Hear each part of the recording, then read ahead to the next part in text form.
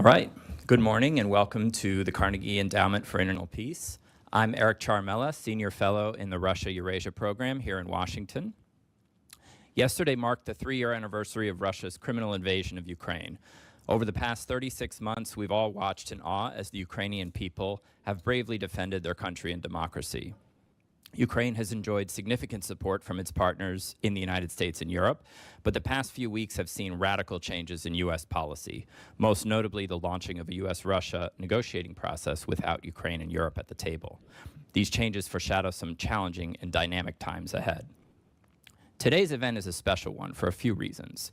We're going to explore the war and the state of diplomacy through an unconventional framing that focuses on Ukraine's relationship with China, which has positioned itself as a neutral party despite providing significant support to Russia over the past 3 years. Here to unpack the complicated Chinese-Ukrainian relationship are two eminent scholars. Pavlo Klimkin is a non-resident senior fellow at the Carnegie Endowment and served as Ukraine's foreign minister from 2014 to 2019 during the first phase of Russia's war against Ukraine. Pavlo is a seasoned diplomat who, in his retirement, continues to travel the world making the case that support for Ukraine's right to defend itself is in the interests of international peace and security. We're also joined by Dr. Zhao Long, Deputy Director of the Institute for International Strategic Security Studies and Senior Research Fellow at the Shanghai Institutes for International Studies. Long is one of China's foremost experts on Russia, Ukraine, and the wider region. We're honored to have both Pavlo and Long here in person. Moderating today's discussion is Ellen Nakashima, national security reporter for The Washington Post. You've no doubt read much of Ellen's stellar reporting on intelligence and national security issues. Thank you, Ellen, for being here with us today. And one final note about today's unique event. Although we're here in Washington, this event is actually part of the Carnegie Global Dialogues run by Carnegie China, our East Asia-based research center. This 12-year-old event series brings experts from Carnegie centers around the world to discuss issues related to China's evolving international role. For more information about Carnegie China and its excellent work, please visit carnegiechina.org. And with that, let's begin the discussion. Thank you. Hello, am I on? Thank you, Eric, and Carnegie Endowment for International Peace for hosting this today. I am not an expert on the Ukraine-China relationship, so I'm looking forward to exploring that today and learning a lot from our panelists. As Eric mentioned, we just passed the 3-year anniversary of the war yesterday. Remember 3 years ago, Vladimir Putin and Xi Jinping stood on the opening day of the Beijing Olympics and declared their no-limits partnership. Then 3 weeks later, Russia mounted its full-scale invasion of Ukraine. China has indeed stood by Russia, furnishing a lot of critical components that support the Russian war machine. And yesterday, President Xi, in a call with Putin, reaffirmed the China's support for Russia, calling the two countries true friends. So Russia's partnership with China is well known, but in fact, we don't know a lot about China's evolving relationship with Ukraine and the strategic implications of that for China, Ukraine, Europe, and the US. I think most people don't know, in fact, that China and Ukraine have had a strategic partnership since 2011. And at one point, China was indeed the largest foreign investor in Ukraine. And so, Long, why don't you start by briefly describing for us the partnership China has had with Ukraine dating back before the war, and what role you see China play in perhaps ending the war or participating in post-war reconstruction? Yeah, well, first of all, I really appreciate the opportunity to be here. Thank you, Eric and Ellen, for hosting this event. It's really happened for Chinese experts together with our Ukraine colleagues, sit together and discuss this issue. As you mentioned, Ukraine is one of the strategic partner of China, like Russia. But unfortunately, after the outbreak of the war, we call it Ukraine crisis, somehow the relationship between with Ukraine and with Russia being posted or positioned as some kind of a mutually conflicting to each other. But I don't think this is reflect the reality because we really value our partnership with Ukraine.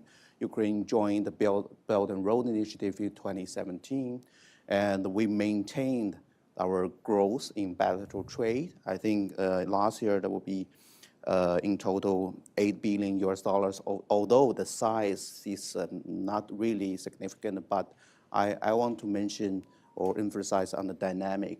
There is still 17% of year-to-year increase. So basically, there's a lot of ongoing projects with Chinese investment in Ukraine. It's regarding the port facilities, the Kiev's metro lines, and many others.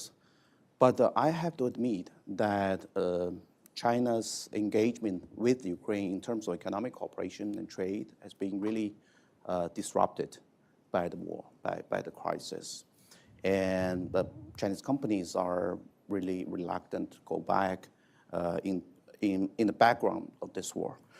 So this is why precisely I think China is interested in the peace, in restoring the peace in Ukraine, because it's really related to our interest, the interest of our enterprises and the interest of China in general. So there's quite some speculations, even debate about China's role in the peace process.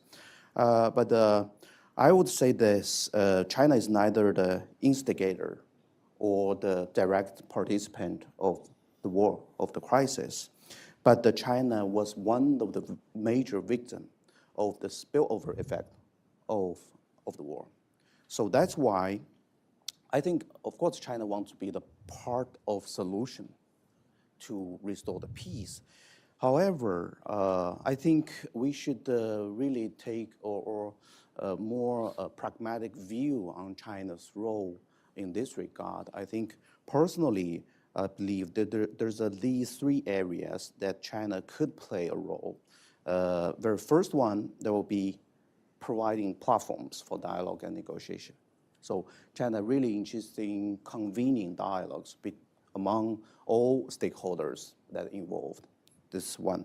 And secondly, I think Beijing will likely approach any role of so-called security guarantee issue very cautiously, because this.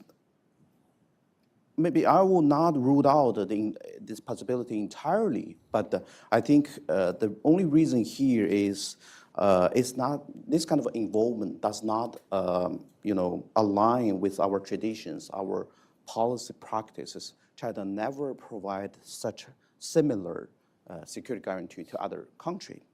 And I think it's really, Beijing would face a significant challenge.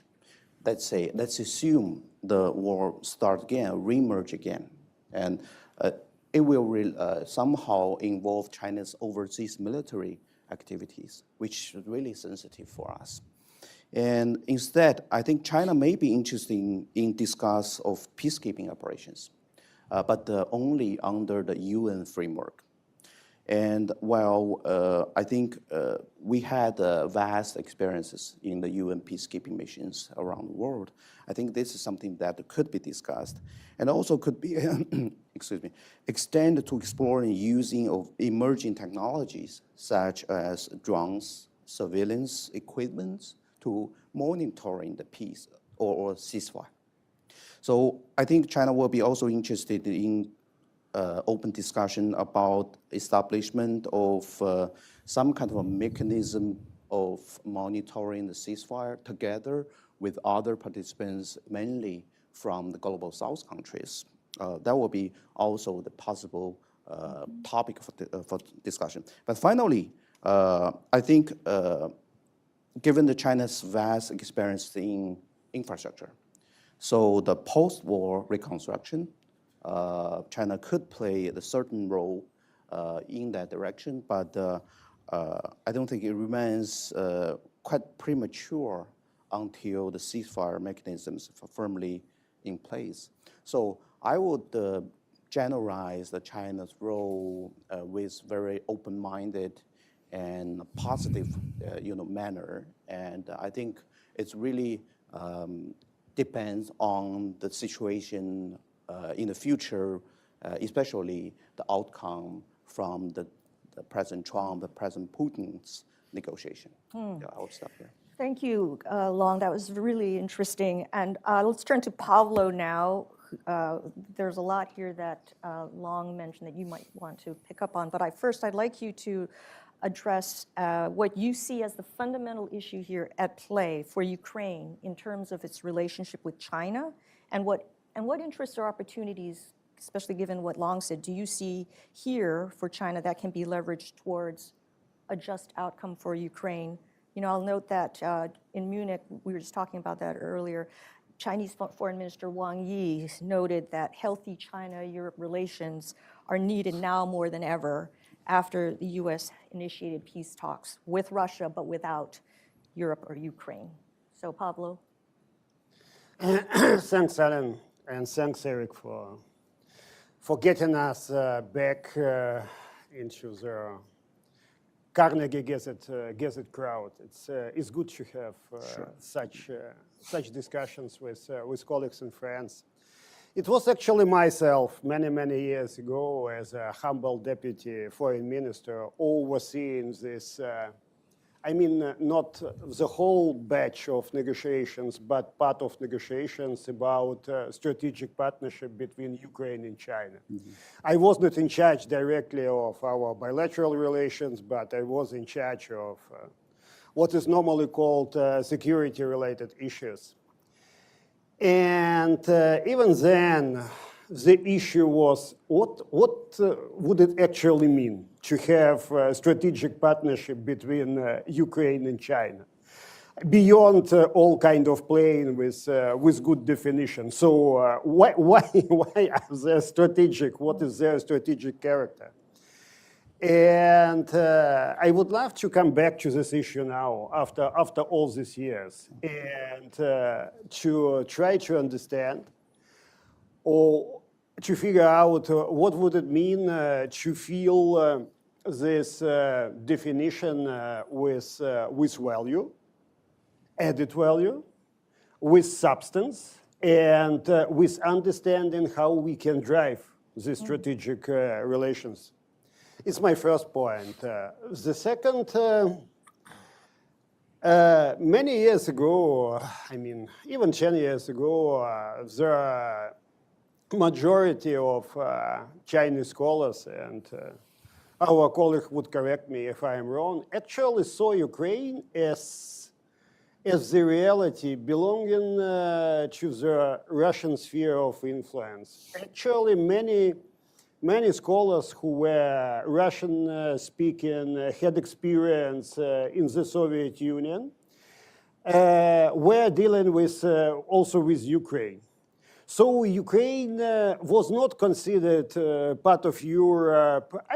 Something between buffer reality and Russian sphere of influence. It was a fundamental sense where Ukraine belongs. And the moment we're going to start talking about what it means to have a new sense of this strategic partnership, and my point, it presents a real opportunity for us, for Ukrainians, but also for China, and I'm going to explain it a bit later. So we need to understand how China now perceives Ukraine, whether it's part of Europe or future part of Europe in the sense of institutional framework or so, or rather a kind of buffer, because belonging to the Russian sphere of influence, it's what I hear from many Chinese scholars, is clearly over. Mm-hmm. So it's a fundamental overhaul, fundamental game changer in how China should, for me, approach Ukraine. Third, and it's again a great opportunity for me, for China to engage or not to engage. Mm-hmm. With all kind of discussions, with Europe having let me say it, not really politically correct, sort of schizophrenic position on China. It's a sort of definition where China is the same way, partner, rival. I mean, you know this thread.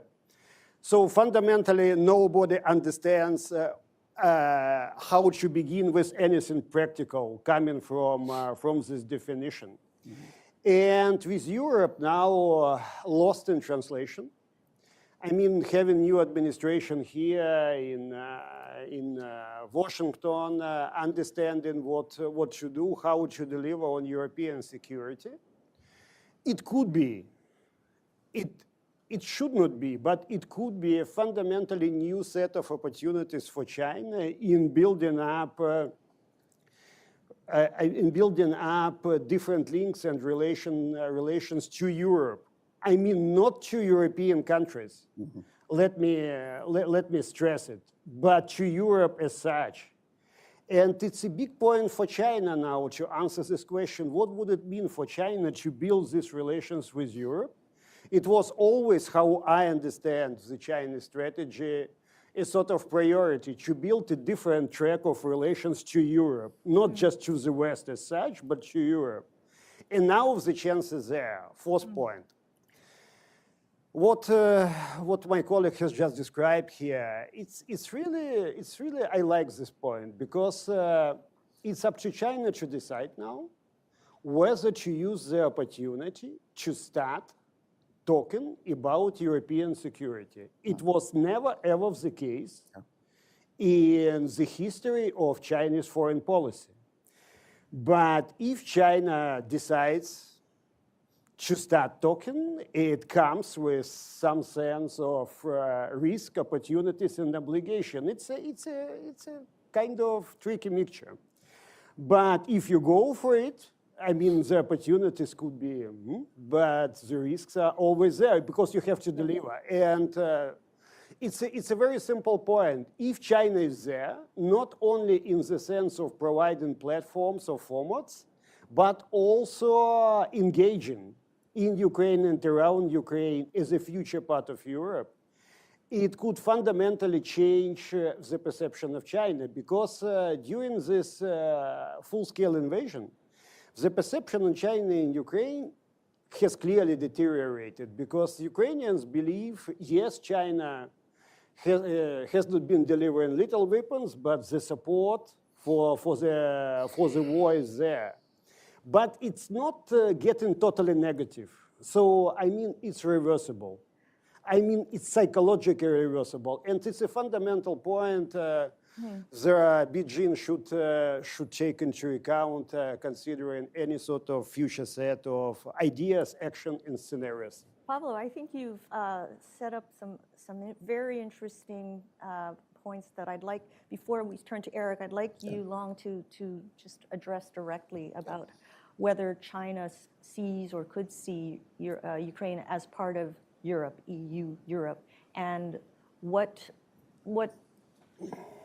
steps might China be willing to take to show that it is supportive of Ukraine in that sense? And I note that you talked about being willing to send peacekeeping troops in. What about perhaps supporting a sort of an explicit declaration in the UN Security Council supporting European forces in Ukraine? Certain things like that. Where do you think you can see China actually? Well, in fact, I think Pavlo correctly mentioned that there was a reality that in certain period of time, given to the history, when Beijing regard Ukraine really as a part of so-called post-Soviet Union space, because it happens to related to the languages, the knowledge, the history that we have been perceived from the almost 70 plus years of Soviet Union. So that's why I've been to Kyiv in 2007. That's quite a long time ago. During that time, in our Chinese embassy, the majority diplomats were Russian speakers, diplomats. So this is the reality. But I think now there are some significant changes, even adaptations from China to consider the overwhelmingly formed consensus of Ukrainian people, whether they regarding themselves as a part of Europe or to go back to the so-called post-Soviet Union space. So I think it's really up to Ukrainian people to decide, but I think Beijing will recognize any direction that Ukrainian government is following. And as I also mentioned that this is the real opportunity for Beijing to consider normalizing our relationship with Europe, with European countries, of course, but with Europe as a whole. I think in the past 3 years, the China-Europe relations really been hijacked by this conflict and this war. The Chinese image has been severely damaged among the European societies. And some political figures even claim that the whole future of China-Europe relations will depend on our relationship with Russia. So I don't think it's fair to accuse China in such a bluntly way. But I think we really don't. We really try to balance the concerns for all parties, including Europe, Russia, and Ukraine. And I think there's a great opportunity for us to generalize or normalize our relations with Europe if there will be ceasefire in place. Yeah. So, Eric, with the votes in the UN yesterday, what President Trump's, his call with Putin recently, and what he said of President Zelensky, it's becoming evident that it's sort of Ukraine and Europe versus the US and Russia in this geopolitical environment. And with that changed dynamic, how do you think Moscow views the prospect of Beijing's involvement in the negotiations? Does it welcome China's engagement as another potential major ally in the effort, or does it see potential pitfalls? How do you think they see it? Thanks, Ellen. I mean, as you noted, the deck has really been reshuffled in the last few weeks, and we see this very unexpected sort of alignment of the United States and Russia against Ukraine and Europe, with China somewhere in between.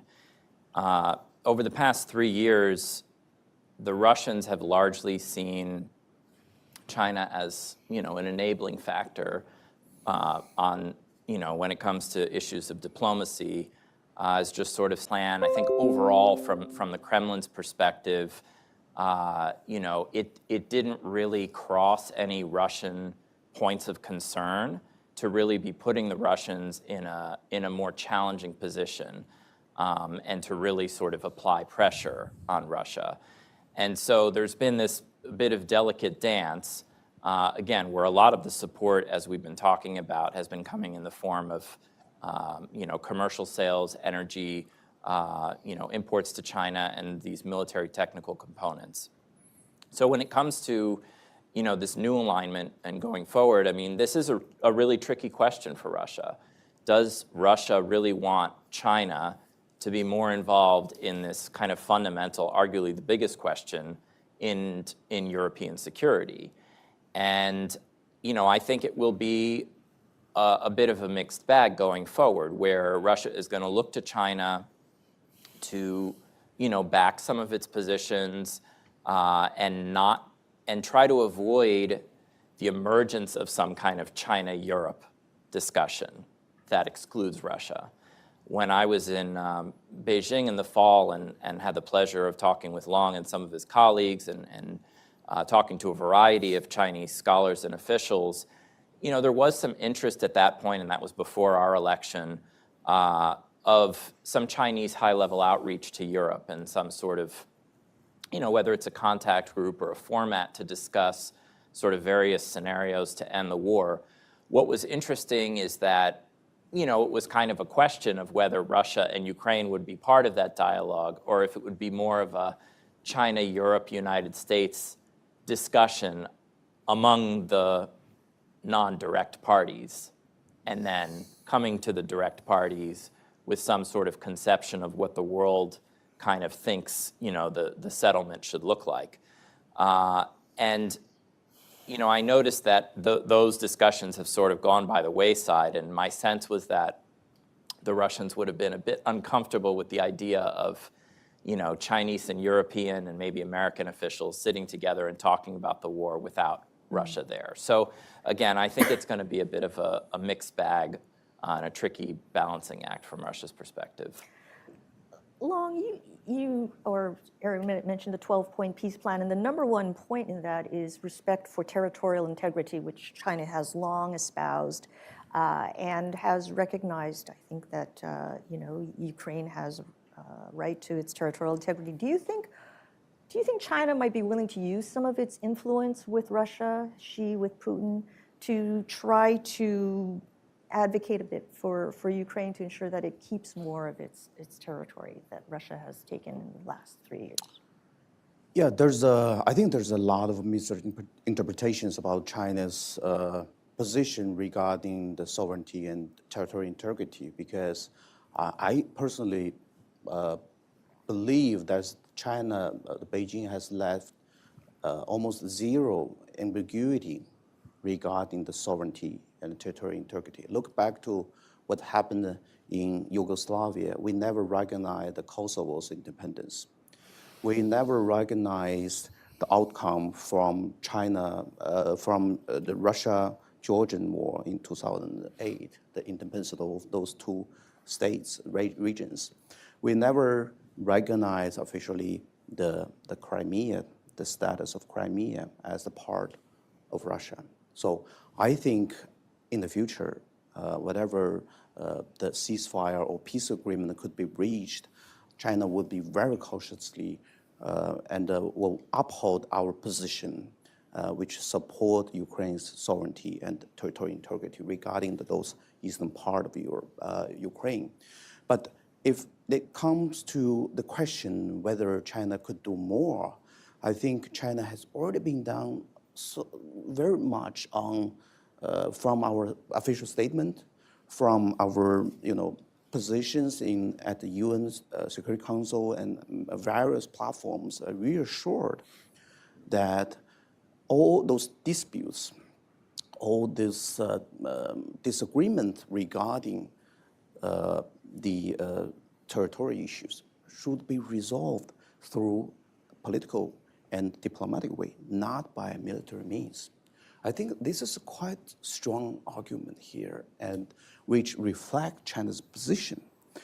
But if you ask me that whether China is willing to stand up and saying that we are totally against the controlled, those areas controlled by Russia, that Russia should give it back.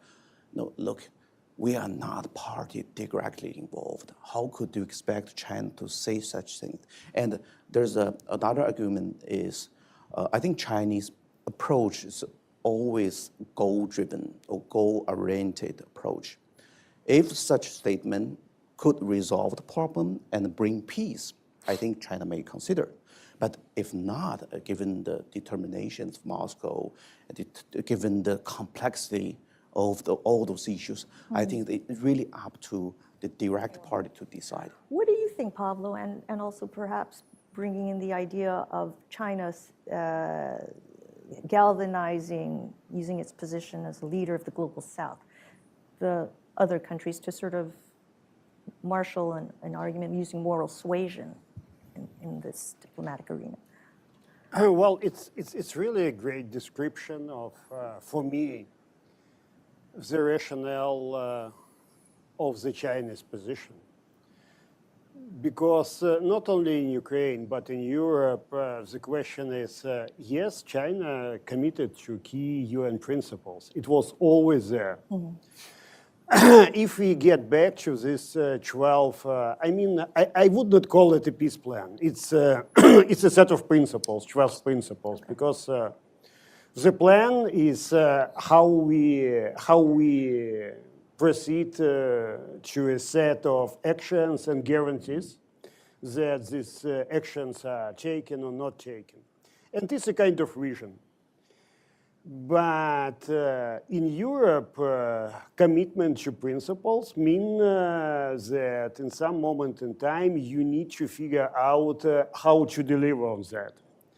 And the Chinese position is really kind of goal-oriented. It's sort of cautious and say, okay, if we can do something with that, maybe we can consider such a risk. And if we don't, let's not go for it. So it was a lot of fuss about the Chinese position, stating the principles, and after that, voting no on the resolution calling for the withdrawal of the Russian troops. But it's really important to have such conversation to understand what is behind this position, the sort of rationale. Second, I believe that now China is, I mean, not in a different world. We are still in the same world, everybody of us. But in a kind of different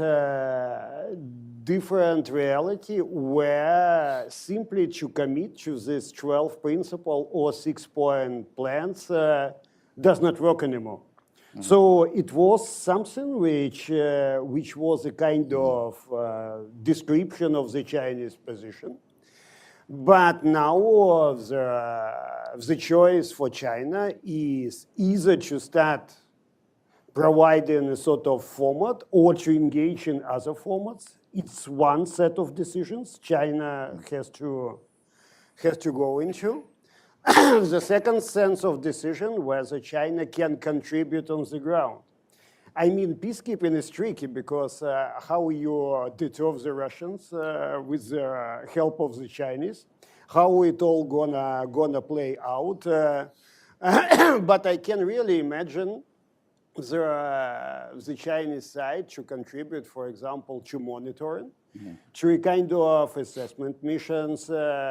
Of course, there should be Security Council resolutions for China. The point is, what kind of resolution? If it's the lowest denominator, it would basically constrain all participating parts, including China there. If it's something real, how you get to this real resolution with a real mandate. Not, of course, any fighting mandate. We are not talking about it. Not peacekeepers, not in the sense of Chapter 7 or even Chapter 6, but in the sense of China being present on the ground. And the third point, I mean, China probably would love to play a sort of leader in the non-Western world, and I'm saying non-Western world because I hate this bit of terminology about global South. I believe there is neither global nor South in the sense of this understanding. But it's also a turning point for China now because you can say, yes, we have a network of different projects, we have different formats, but if you need to act and if your choice is to act or not to act now in Ukraine, it's something which would probably define the Chinese role as a leader of the non-Western world now. I mean, not fully, of course. I'm not pretending to say that the Chinese stance would totally, depend on Ukraine. But if China decides to act on a point of European security, it would be groundbreaking. It would change China's perception, not only in Europe, but also in the non-Western world. But again, it would come with both risk and opportunities. And risks are here because how I understand the Chinese diplomacy, and you can correct me if I'm wrong, normally China has been trying to get prepared for everything and normally start acting if the probability of success is 90+%. I mean, it's more or less normal reality. Whether now the probability is 90+%, I'm not sure. because there are going to be ups and downs in the future situation. So indeed, it's a kind of groundbreaking decision now. But if China does not engage, everybody would say, okay, with all kind of hopes about China, China is still there, talking about, again, What do you think, Long? 6 plans, yeah?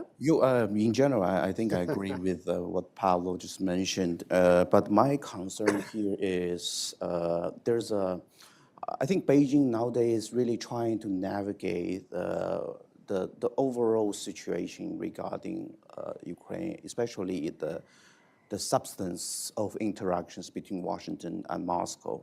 There's a lot of information that we should digest. And my concern here is whether President Trump is still interested in China's role in that so-called US-led peace process. Does it really want China to take over the helm? I'm not quite sure that in that direction. And my guess or my reading is that until when President Trump facing substantial obstacles, even fails in their talks with Russians, only at that time there will be much interesting in China's deep involvement in that process. And you also mentioned that it's up to China to decide whether we should act, and they'll define China's role here. There's another concern is, as you correctly mentioned, China really values our credibility of our policies. So if there's still a huge numbers of uncertain factors, I think China will be very cautious to, take a step forward and to do something ambitious. Yeah. Allusion to Trump. That's for you, Eric. What do you think? Do you think U.S. Trump administration, President Trump, is interested in having China be part of this peace process? Well, as Long has noted, there have been some pretty confusing signals. On the one hand, you had President Trump's, statement that President Xi should get involved and help solve this, and it's within Xi's power to persuade Putin to end the war, and so on and so forth. On the other hand, you have clearly developing a very strong, policy within the administration of competition with China and constraining China's role. And you have hawks like Marco Rubio and Mike Waltz and others that are going in that direction. And so, I do think it's largely unclear what, if any, role this administration expects China to play.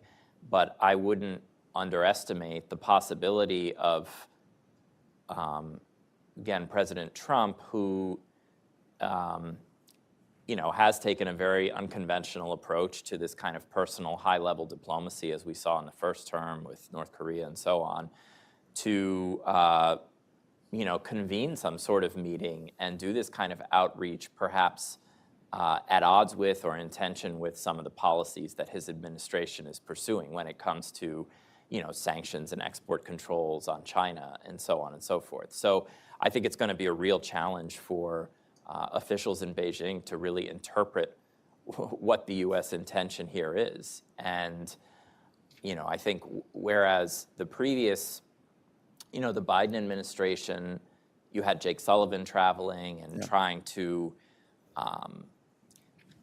test out Chinese positions and see whether China was willing to play a constructive role. And the Chinese response was, well, what's in it for us? I mean, you have all these policies that are harming our national interests, so are we going to have a broader U.S.-China dialogue? And that was, the previous framework. And I think now you're in, as Pavlo was describing, much more of a roller coaster period where you could have some very significant outreach from Trump and significant promises and maybe a real chance of some upside for China, but also huge risk, both in engaging and in not engaging. And I think that's where the challenge comes in just predicting the directionality of U.S. policy here. One of the sort of areas of interest now is, this week in fact, is critical minerals, right? We hear talk about deals forthcoming between Ukraine and the US in allowing the US to gain a sizable portion of the proceeds of Ukraine's critical minerals. Maybe there might even be a deal between the EU and Ukraine on this. What about China? Would China have any interest, do you think, in Ukraine's critical minerals? And if not, why not? So why? Well, I think it's really, to be frank, it's really too early to say that all those post-war economic cooperation potentials. And from my perspective, whatever President Zelensky is coming to Washington by this week or next week to sign the agreement on the critical minerals, it seems to me that President Trump's really focusing on the policy of reimbursement of all U.S. investment in Europe, in particular in Ukraine. It's really confused me that how the Washington's policy could dramatically change over Ukraine and really only stick on those economic benefits rather than talking more broader pictures of a security guarantee or strategic stabilities in Europe. So I'm in status of shock, in fact. But I think Beijing may be interested in the future, let's say, to have a win-win cooperation with Ukraine, whatever it comes, whether it's infrastructure or minerals or other things. But I think the key question here is how we can pursue the peace and have so-called the just, lasting, and forcible peace agreement. I think this is the first thing that we should discuss. Just wanted to ask you, Eric, given the strategic competition and the tensions you mentioned that are rising here with U.S. and China policy, do you think that the U.S. should ensure that Ukraine not give access to China to its critical minerals and resources, given the strategic competition? And do you think doing that might diminish China's willingness to help with reconstruction? I mean, I think if the United States is going to put its foot down and make demands on the Ukrainian government to limit Chinese investment in the post-war economy, including critical minerals, then it has to be willing to give something significant to Ukraine in the process. We had this episode in the first Trump administration where there was a very concerted U.S. effort to block the sale of a major Ukrainian defense producer to a Chinese buyer, a manufacturer of aircraft engines. And I mean, at that time, it was, the United States was trying to identify a different buyer and so on and so forth, but this was all before the full-scale invasion, and the context was completely different. But I think Long is exactly right that we're sort of putting the cart before the horse and talking about, what is in fact a very exploitative arrangement of dividing up Ukraine's mineral resources and wealth as a method to compensate the United States for funds already provided, which Could is that, though, quite in fact, strange. represent a form of security guarantee in the sense that if the U.S. has a sizable interest in Ukraine's critical wealth, it would want to protect those resources? Well, I think that's what President Zelensky has been trying to negotiate in this process, that it's more of a forward-looking agreement about future security aid and involvement in Ukraine's economy, rather than this backward-looking, reimbursement policy, which makes no sense because when Congress appropriated the funds, there was no expectation of repayment. So, whether or not this discussion transitions into something more strategic rather than this just transactional approach that I think the White House has taken to date remains to be seen. And I agree completely with Long that, again, this economic component is a rather narrow construction, and we should really be talking about broader security arrangements, defense and deterrence, Ukraine's role in the European security order, the U.S. role in arming and equipping and training Ukraine, and so on and so forth. These are the bigger fundamental questions for Ukraine's security. And from that flows this kind of potential economic partnership to which China may want to have a role, and the United States may want to circumscribe that role somehow. But all of that is, in my view, for a far future discussion. But in terms of the here and now, Pavlo, right, one thing that China is continuing to provide to Russia are components for tanks and munitions. It's granted dual use often components, but nonetheless, they have fueled Russia's war machine. Do you think that that continued support affects China's claim of neutrality? Well, And would you like to see it it stop? depends what kind of definition we assign to neutrality. The majority of Ukrainians don't see China part of this war, but don't see China also as neutral, because the stance of many Ukrainians is, of course, a very emotional one. And what could you expect when you are part of the war? But coming back to this issue about resources and Chinese policy, I mean, it would depend on where Ukraine belongs to. If we are part of the West, so there are constraints on further cooperation would cover Ukraine, of course. And the point for me, whether there are going to be overall Western constraints, agreed and negotiated between the United States, Europe, and some Asian countries, a kind of overall umbrella, or there are going to be different sets of constraints. I mean, one here in US, another one in Europe, another one in Japan or wherever. And there have been a lot of speculations, let's call them speculation, about a sort of trade-off between US and Europe, in the sense of Europe kind of raising the stakes on that, and US as a sort of this trade-off retaining its full presence in Europe. But I'm not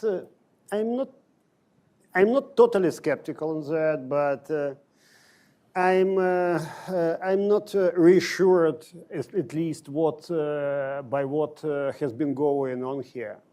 So I would expect that China would be interested less in all kind of Ukrainian resources, but far more in three fundamental areas in Ukraine. One is critical infrastructure, because it's important also in the sense of big transit routes and supply chains. One of the most fundamental points. Second, Ukrainian agri-tech, and this cooperation is ongoing. But it's an important part of food security. And the third one, and I don't exclude it actually, with all kind of drive about military and military-related technologies now, on drones or AI and all kind of stuff, I mean, it's one of the most tricky areas where China, for me, would love to engage in Ukraine, but whether China could be allowed to engage by the West. It's one of the most critical points here. The Chinese militaries and Chinese scholars have been following what's going on in extreme detail in Ukraine, basically trying to understand it. So they understand the value, but also the sense of added value of Ukrainian potential. But for me, these are three fundamental areas where China could be interested to engage in Ukraine. And on these critical minerals and resources, yes, there are very interesting areas, but China is #1 producer of rare earths, with great outreach around the world. Whether Ukraine could be something strategic for China, I'm not sure from everything I know here.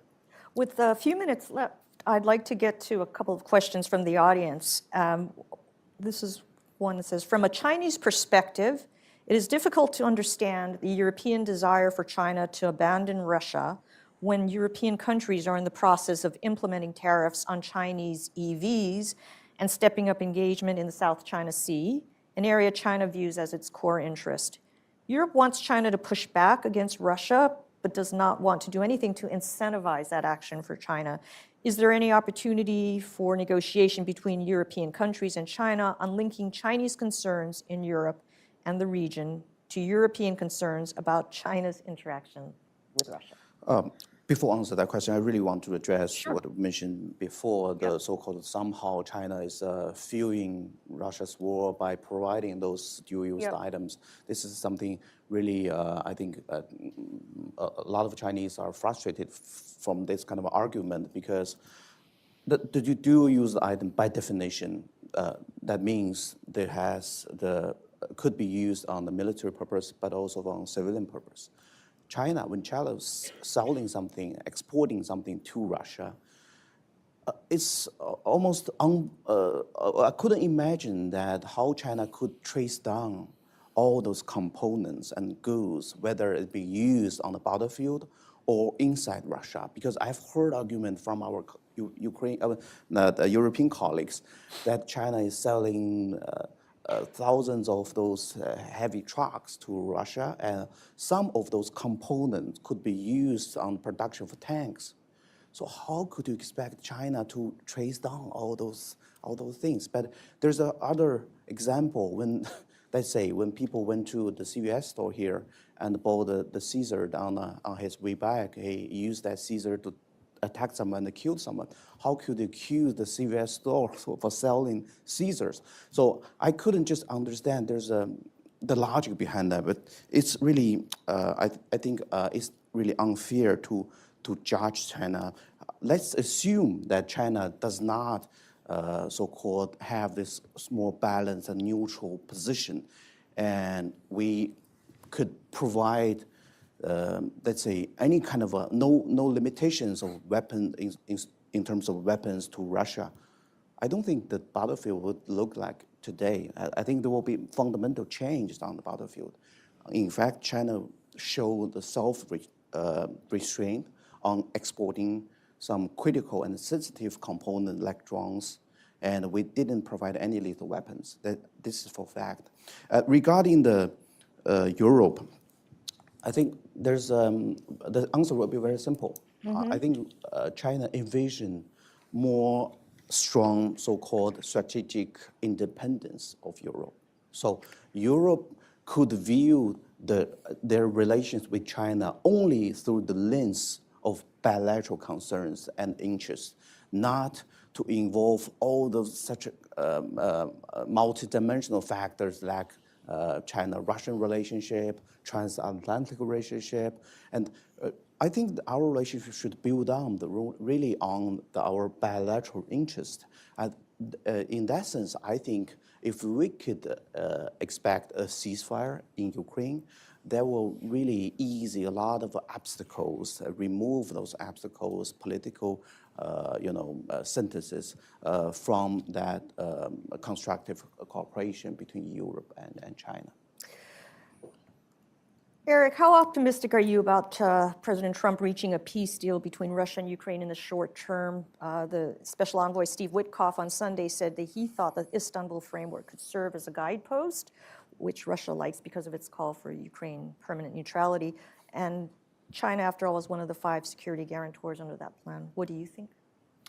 Well, by way of background for members of the audience, the Istanbul framework was a set of negotiations that took place early in the war, first in Belarus and then in Turkey, where Ukrainian and Russian negotiators were talking about a variety of issues, including a security guarantee framework for Ukraine that would include the permanent 5 members of the Security Council, including China. These were Russian-Ukrainian talks, and neither China nor the United States nor France and UK were present in these discussions. So it was sort of questionable how it could ever be implemented. But like you say, Russia is a fan of this framework because the Russian demands on Ukraine at that point were pretty severe in a form of capitulation, by means of reducing significantly the capabilities and size of Ukraine's armed forces, military equipment, permanent neutrality, cutting off Ukraine's military cooperation with Western partners, and so on. So you think it's a non-starter? I think that's a non-starter for Ukraine. I think Despite what Witkoff says. there's a lot of water under the bridge, and Yeah. Ukraine Ukraine is in a much stronger position now than it was in March 2022 to resist some of those really sweeping demands. Overall, I have a little bit more optimism that this kind of shakeup can at least start some conversations going that were frozen over the past 3 years, and maybe put Russia a bit on its back foot and force Russia to kind of play at least a notionally more constructive role in sort of suggesting that it's willing to entertain some sort of ceasefire. But I think the fundamental issue is that the interests of Russia and Ukraine are mutually exclusive at this point. And I don't think that these bigger fundamental issues that would be part of a peace settlement, like Ukraine's alignment and so on, are anywhere close to being resolved. I think the other two panelists would agree. But one more question, if we have time long. What lessons has China taken away from Russia's invasion of Ukraine for its own neighborhood, including Taiwan? Is it that military force ultimately works, even if it's costly? Or that the West is more willing to push back against territorial expansion than Beijing had expected? Wow, that question is really... In 2 minutes. Okay. Wow, that's almost a mission impossible for me. But I think I will put in this way. China never advocates to use the military approach to address security concerns. If you look at on the history of PRC, we are really reluctant to say that, let the weapons to decide. We always uphold the principle that all those disputes should be resolved through the diplomatic and the political way. But there's no lessons for China to learn because I think from Beijing's view, it's a tragedy. It's a tragedy for all. There's no winners. I don't see U.S. is winning. I don't see either Moscow's winning. Given the fact there's almost 1 million soldiers so dead or injured from both sides, not to mention those millions of refugees from Ukraine. So I think this is tragedy. I think there's a lesson for all of us to learn that if you take this decision to use military power to resolve some complex, very complex political issue or disputes, the outcome may not be you can receive as you expected. So I think there's a lesson for all of us to learn. From your words to Xi Jinping's ears. I think we need to, we are right at time, so we're going to end here. And thank you, everyone, for your questions, your participation, and for being here. Thanks to our panelists. Thank you. My pleasure. Thank you.